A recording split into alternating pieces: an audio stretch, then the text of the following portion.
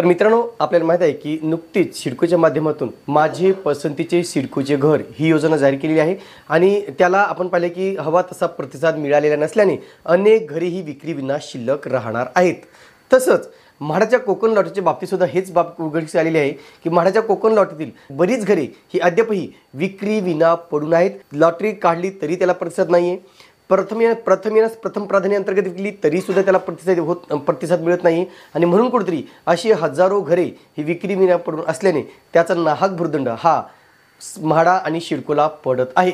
परंतु इथे मात्र आता कुठेतरी म्हाडाने एक ऐतिहासिक पाऊल उचलायचं ठरवलेलं आहे, किंबहुना ते उचललेलं आहे आणि ते म्हणजे यापुढे जे काही महत्त्वाचे प्रकल्प असणार आहेत ते प्रकल्प बांधण्यापूर्वीच लोकांकडून मागणी केली जाणार आहे की नेमकं घरांची मागणी किती आहे, किती लोकांना घरांची आवश्यकता आहे आणि नेमकं ती घरे कुठे असणार आहेत, त्यांची किंमत काय असणार आहे, त्यांचा कार्पेट एरिया काय असणार आहे, ही सगळी माहिती देऊनच त्या घरांची उभारणी केली जाणार आहे। एक सर्वे केला जाणार आहे आणि लोकांकडून ती माहिती मागवली जाणार आहे। लोकांकडून त्यांची त्यांची जी काही घरे घेण्याची इच्छा आहे ती मागवली जाणार आहे आणि त्या किमतीत जर त्यांना परवडणारी असेल तर नक्कीच ती लोक किंवा ते सगळे अर्जदार या सर्वेक्षणामध्ये सहभागी होऊ शकतात आणि याच्या माध्यमातून आपल्या घरांचं स्वप्न पूर्ण करू शकतात। पण नक्कीच हा कुठेतरी एक म्हाडाच्या सोडतीला किंवा म्हाडाच्या प्रकल्पांना कलाटणी देणारा निर्णय ठरू शकतो आणि या संदर्भात आज आपण थोडक्यात माहिती पाहणार आहोत। नमस्कार मित्रांनो, कसे आहात सगळे? मजेत ना? स्वागत आहे आपल्या सर्वांचं या यूट्यूब चॅनलवरती ज्याचं नाव आहे RK प्रॉपर्टी न्यूज।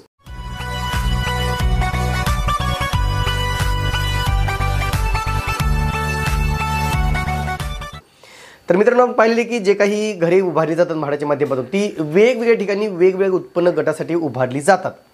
आता प्रत्यक्ष आपण पाहिले की जे काही बोळिंज विरार येथील प्रकल्प आहे त्या प्रकल्पाच्या ठिकाणी जवळजवळ 9 ते 10 हजार घरे उभारली गेली, पण त्या घरांना हवा तसा प्रतिसाद अद्यापही मिळत नाहीये आणि तेथील घरे अद्यापही मागील 2017-18 पासून ती घरे विक्रीविना पडून आहेत, किंबहुना 16 मध्ये सुद्धा त्याची लॉटरी आली होती, तिथून त्या घरांना मागणी तशी वाढताना दिसून येत नाहीये। तसंच खोनी शिरडून आहे, भंडारली आहे, गोठेघर आहे, अशा ठिकाणी सुद्धा ही घरे विक्रीविना पडून आहेत, ज्याच्यापैकी बरीच घरे ही PMAY अंतर्गत बांधण्यात आलेली आहेत, ज्यांच्या किमती 15 ते 16 लाखापासून आहेत, तरी सुद्धा त्यांना हवा तसा प्रतिसाद मिळताना दिसून येत नाही आणि म्हणून कुठेतरी आता अशा प्रकारे जर घरे पडून राहिली तर त्याचा खूप मोठा आर्थिक फटका म्हाडाला बसत आहे आणि ही बाब लक्षात घेऊनच यापुढे सर्वेक्षण करूनच घरे बांधण्याचा निर्णय घेण्यात आलेला आहे। याच्या संदर्भात कोकण मंडळाचे मी अभिनंदन करतो की त्यांनी लोकांचा कल जाणून, लोकांची इच्छा जाणून, लोकांचं मत जाणूनच हे प्रकल्प उभारायचं ठरवलेलं आहे। आता या ठिकाणी मित्रांनो, खरं तर आजच्या वेगवेगळ्या वृत्तपत्रामध्ये म्हाडाने एक जाहिरात प्रसिद्ध केलेली आहे, किंबहुना त्याच्या फेसबुक पेजवरती सुद्धा जाहिरात आहे। त्या जाहिरातीमध्ये त्यांनी सांगितलं की म्हाडाकडून एक सर्वे केला जाणार आहे, सर्वेक्षण केलं जाणार आहे आणि त्या सर्वेक्षणाअंतर्गत अंबरनाथ या ठिकाणी 2531 घरे आणि 22 दुकानं उभारली जाणार आहेत आणि याचा सर्वे केला जाणार आहे। लोकांची इच्छा जाणून घेतली जाणार आहे, त्यांना घ्यायचं आहे किंवा नाही घ्यायचं आहे, घ्यायचं असेल तर ते तसा इंटरेस्ट दाखवू शकतात, नसेल घ्यायचं तर आपण त्याला अवॉइड करू शकतो। परंतु इथे मात्र एक गोष्ट प्रकर्षण जाणवते की लोकांना पहिलं किमती सांगितल्या जाणार आहेत, कार्पेट एरिया सांगितला जाणार आहे, नेमकं ते घरे कुठे असणार आहेत, किती असणार आहेत, ही सगळी माहिती म्हाडाकडून सांगली जाणार आहे आणि त्याच्यानंतरच कुठेतरी तुम्हाला या योजनेमध्ये सहभागी व्हायचं आहे। आता या योजनेत सहभागी होण्यासाठी मित्रांनो जी काही लिंक आहे ती लिंक मी डिस्क्रिप्शन बॉक्समध्ये दिलेली आहे, परंतु पहिला आपण पाहूया की नेमका घरांची किमती काय असणार आहेत, ती घरे कुठे असणार आहेत, त्यांचा कार्पेट एरिया, त्यांची किंमत, ही सगळी माहिती आपण पाहूया एका ग्राफिकच्या माध्यमातून। चला तर या ठिकाणी पहा मित्रांनो, जी काही जाहिरात आहे ती आजच्या वेगवेगळ्या वृत्तपत्रामध्ये प्रसिद्ध झालेली आहे। आपण लोकमत या वृत्तपत्रात प्रसिद्ध झालेली जाहिरात बघतोय। जाहिरात म्हणजे निविदा आहे ती बघत तुम्ही पाहू शकता। डिमांड असेसमेंट सर्वे 2025 जो केला जाणार आहे कोकण गृहनिर्माण व क्षेत्र विकास मंडळ। आता स्वप्नातील घर शोधत आहात, अंबरनाथ मध्ये प्रथमच म्हाडाचा गृहनिर्माण प्रकल्प कोहोज खुंटवली, अंबरनाथ, जिल्हा ठाणे येथे सर्वे क्रमांक डॅश डॅश, मी सगळं वाचणार नाहीये। 1606 अत्यल्प उत्पन्न गट सदनिका सुमारे 30 चौरस मीटर व 22 दुकानी गाळ्यासह म्हाडाचा गृहनिर्माण प्रकल्प परवडणाऱ्या किमतीमध्ये अंदाजित 20 ते 22 लाखांमध्ये स्वप्नातील घर उपलब्ध होणार आहे। तुमच्या स्वप्नातील घराच्या प्रकल्पासाठी मागणी निर्धारण सर्वेक्षण डिमांड असेसमेंट करीत आहोत, त्यामुळे लवकरात लवकर या सर्वेक्षणामध्ये सहभाग घ्या। सर्वेक्षण सुरू होणार आहे मित्रांनो 11 फेब्रुवारी 2025, ऑलरेडी सुरू झालेला आहे। सर्वेक्षणाची शेवटची तारीख आहे 28 फेब्रुवारी 2025।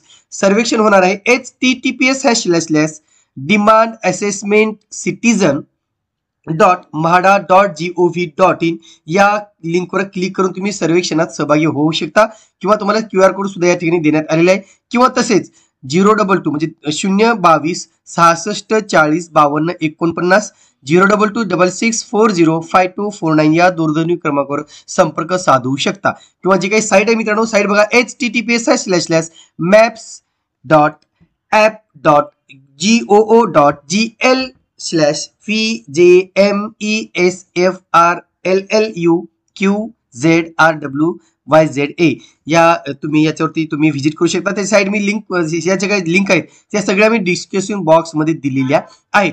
तिथे दुसरा एक प्रकल्प आहे मित्रांनो त्याची माहिती देण्यात आलेली आहे. दुसरा प्रकल्प पहा कोणता आहे तो जो अंबरनाथ या ठिकाणी आहे. तर पहा या ठिकाणी दुसरी एक जाहिरात आहे सेम तशीच आहे फक्त ही शिवगंगानगर अंबरनाथ येथील आहे.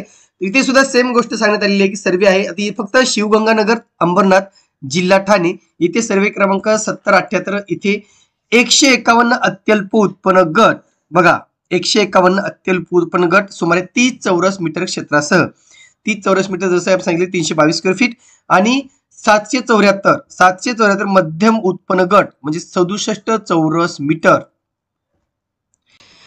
अर्थातच जवळजवळ 720 जो काही कार्पेट एरिया 720 स्क्वेअर फीट एवढा त्याचा कार्पेट एरिया नाही 67 चौरस फीट खूप मोठी घरे झाली मित्रांनो कदाचित 2 BHK किंवा 3 BHK असू शकतात. या सगळ्या परवडणाऱ्या किमतीमध्ये अर्थातच इथे बघा पहिली 151 घरे अत्यल्प उत्पन्न गट ज्याची किंमत 20 ते 22 लाखामध्ये अंदाजित आहे अत्यल्प उत्पन्न गटाची आणि 50 लाखामध्ये अंदाजित मध्यम उत्पन्न गटातील स्वप्नातील घर उपलब्ध होणार आहे. म्हणून तुमच्या स्वप्नातील घर जर पाहिजे असेल तर तुम्ही नक्कीच खाली दिलेल्या तारखेप्रमाणे शेड्यूल तुम्हाला फॉलो करायचं आहे. त्याशिवाय जी जाहिरात म्हाडाने त्यांच्या फेसबुक पेजवरती अपलोड केलेली आहे तुम्ही ती सुद्धा पाहू शकता. घर स्वप्नातलं तुमच्या बजेटमधलं तेही अंबरनाथ मध्ये म्हाडा कोकण मंडळ अंबरनाथ मध्ये अत्यल्प व मध्यम उत्पन्न गटासाठी सादर करीत आहे परवडणाऱ्या दरातील 2531 सदनिकांचा भव्य गृह प्रकल्प.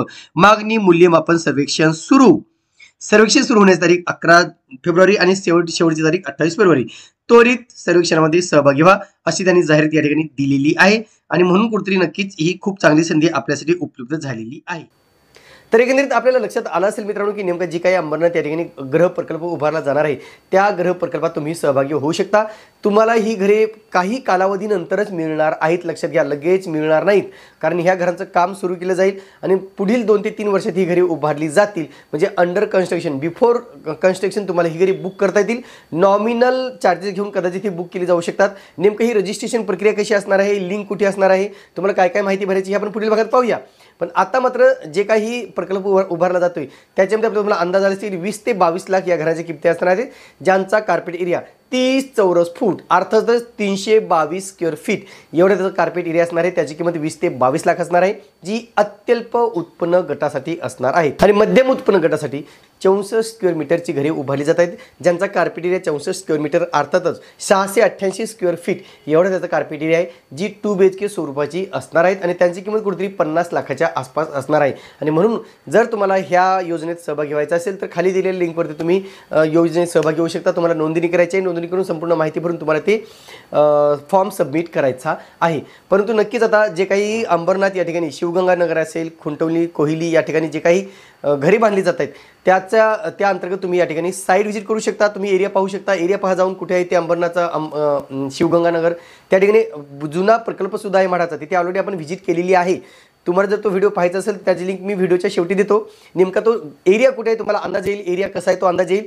परंतु त्या ठिकाणी आता हे मोठमोठ्या टावरमध्ये सुद्धा ही घरे बांधली जाणार आहेत आणि नक्कीच जी काही किंमत आहे अत्यल्प उत्पन्न गटाची येणाऱ्या 1-2 वर्षानंतरची ही किंमत असणार आहे. म्हणून ज्यांना या ठिकाणी घरे घ्यायची ते नक्कीच घरी घेऊ शकतात.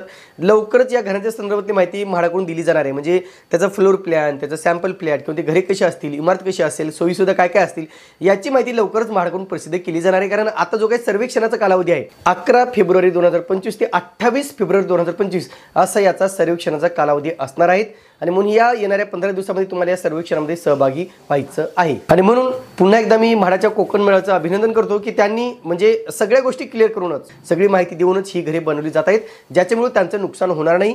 गरजू लोकच घरासाठी प्रयत्न करू शकतात, गरजू लोकच त्यासाठी एनरॉल करू शकतात. आणि म्हणून जसं की बाकीच्या प्रकल्पाच्या बाबतीत घडलं की घरे विक्रीविना पडून होती, त्याला पाहिजे तसा रिस्पॉन्स मिळाला नाही आहे किंवा अननेसेसरी अनेक ठिकाणी घरे बांधली गेली आहेत, मागणीचा आणि पुरवठ्याचा विचार कुठेही केला गेला नाही आणि म्हणून ही घरे पडून असल्याची बाब उघडकीस आलेली आहे. पण आता मागणी जशी मागणी तसा पुरवठा म्हाडाकडून केला जाणार आहे. आणि हाच पॅटर्न जर सिडकोने राबवला तर सिडकोची सुद्धा घरे ही विक्री विना पडून राहणार नाहीत. कारण सिडकोच्या पण लॉटरी पाहिली की सिडकोने किमतीच जाहीर केल्या नाही, फॉर्म मागवले, जे काही ऑनलाईन रजिस्ट्रेशन आहे ते करून घेतलं आणि शेवटी म्हणजे ऑनलाईन जे काही प्रोसेस आहे ती संपण्याच्या 7-8 दिवस अगोदर त्यांनी ह्या किमती जाहीर केलेल्या होत्या. आणि म्हणून कुठेतरी 1,60,000 जणांनी नोंदणी करून सुद्धा किंवा एनरोल करून सुद्धा फक्त 21,500 जणांनीच या ठिकाणी प्रत्यक्ष फॉर्म भरलेले आहेत. आणि इथे सुद्धा सिडकोची घरे ही विक्री विना पडून राहणार आहेत. आता पुन्हा त्याची जी काही प्रोसेस आहे ती प्रथम योजनेअंतर्गत केली जाऊ शकते किंवा बऱ्याच अति शिथिल करून ही घरे विक्रीसाठी उपलब्ध केली जाऊ शकतात. परंतु नक्कीच ज्या ज्या शासकीय संस्था आहेत त्या संस्थांनी जर अशा प्रकारे सर्वेक्षण करून तेथील लोकांची गरज ओळखून, तेथील लोकांचा कल ओळखून जर घरे बांधली तर नक्कीच या घरांना चांगला रिस्पॉन्स मिळू शकतो असं म्हणायला हरकत नाही. तुर्तास मित्रांनो इथेच थांबतो. पुन्हा भेटूया एका नवीन व्हिडिओसह. तोपर्यंत आपली रजा घेतो. धन्यवाद.